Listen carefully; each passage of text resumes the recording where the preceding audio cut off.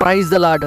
ఈరోజు దేవుని వాగ్దానము, ప్రేమ అనేక పాపములను కప్పును గనుక అన్నిటికంటే ముఖ్యముగా ఒకని ఎడల ఒకడు మిక్కటమైన ప్రేమ గలవారి ఇండుడి.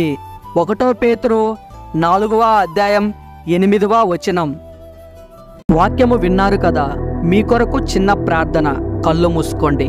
మీరు ప్రార్థనలో అడిగి ఉన్న వాటిని మీరు పొందుకొని ఉన్నారని, అవి మీ జీవితంలో జరిగి ఉన్నాయని నమ్మండి.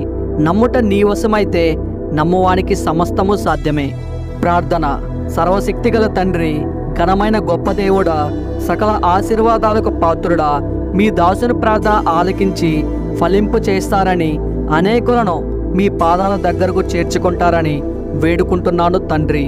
ఓ దేవా, ఈ వాక్యము విన్న ప్రతి ఒక్కరిని ఆశీర్వదించి, ఈ ప్రార్థనలో మోకరించి నాతో ఏకీభవించినటువంటి మీ దాసులను, మీ దాసురాండ్రులను, ఇంకా పక్క కుటుంబీకులందరినీ ఈ వర్తమానం వినిపించి, వారి వారి కుటుంబాలలో ఉన్నటువంటి కుటుంబీకులందరినీ, వారి ఆస్తుపాస్తులను, వారి పశు సంతతిని దీవించి ఆశీర్వదించి ఘనపరచగలరని తమ ఘనతను యేసుక్రీస్తు నామంలో అడిగి వేడుకుంటున్నాం తండ్రి.